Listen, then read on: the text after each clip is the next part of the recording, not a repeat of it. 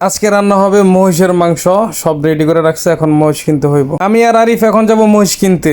চলো চলো চলো হালাই কি হার্ট ফেল করবে না মোশারফ ভাই, আমরা জীবনও হার্ট ফিল করবো না যে আমরা যে হাঁটতে হাঁটতে চলে উঠছি বাংলাদেশি দোকানে। এখন আমরা যাইবো বাংলাদেশি দোকানে, ওইখানে ভরপুর মহিষ পাওয়া যায়। তো আসলাম, এসে দেখি যে এখানে অনেকগুলো মুরগি সাঁতার পারতেছে। তারপরে এখানে এই যে আবার টমেটো। তো আমার যে ছোটো ভাই আরিফ দেখি যে মরিচ নিতেছে, আবার স্কুলে যে মরিচ দিয়ে কী করবি, তুমি মহিষ রানবা, মরিচ লাগবো না? তো আচ্ছা ঠিক আছে। আবার এখানে দেখি কি সুন্দর গাজর, তারপরে এই যে এখানে গোল গোল পটেটো, টমেটো। তারপর নিচের দিকে দেখি যে এখানে শসা, তারপর এই যে এখানে আছে আলু গোটা। তো যাই হোক, এখানে আছে এই যে কি, এই যে এখানে দেখা যায় সাদা সাদা, এটার নাম কি ভুলে গেছে। যাই হোক, আমরা কিছু এই যে এটা নিলাম। তারপরে যে এই যে আরিফে দেখাইতেছে, ভাই এটা চলে নাকি? আমি কিছু হওয়া নিয়ে নো। আবার এখানে ডেড বডি বই আছে, অনেক বড় বড় মাছের ডেড বডি।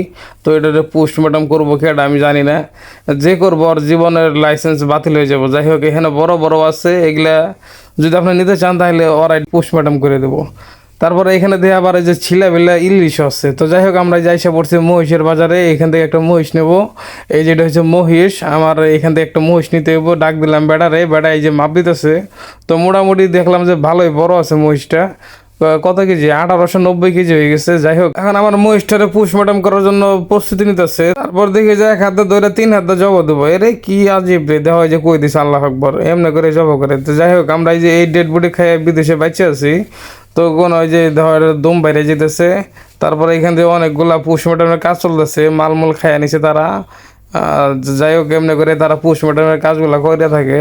তারপর আমি ওইখানে বসে বসে একটু অপেক্ষা করতেছিলাম আর চিন্তা করতেছিলাম আমারটা কখন করবো। এখন দেখি যে না, যে আমারটা বাইর করতেছে, বাইর করে এখন এটারে ভালো করে সুন্দর করে অ্যালকোহল দিয়ে ধুয়ে নিতেছে। ধোয়ার পরে এটার এই যে সুন্দর করে ডানাগুলা না ল্যাসগুলা কাইটা দিল। তারপরে এই যে এখান থেকে চামড়াটা কি সুন্দর করে টান দা ফাইরা দিল। আর দেখেছি এখান থেকে এক ডক্টর সাহেব এই যে কি এর জানি বক্সের থেকে আইস বাইর করলো।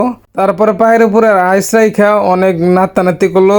আইসের কিছু হইলো না, পাও দুটা ভেঙে গেলো। এখানে হাতে ধরে নিয়ে যাইতেছে, ওই যে কি জানি করবো। আমি দেখি যে ও না, ওটা দিয়ে আবার কব্বর দিতেছে ওইখানে যে ডেড বডি মাছগুলো ছিল ওগুলোর কব্বর দিয়ে দিল। তারপরে এদিকে আমার মহিষের কাটাকাটি শুরু হয়েছে। এখান থেকে দিয়ে আবার দুইটা উটের ডিমও, দুইটা না অনেকটি উটের ডিম পাওয়া গেছে মহিষের পেটে থেকে।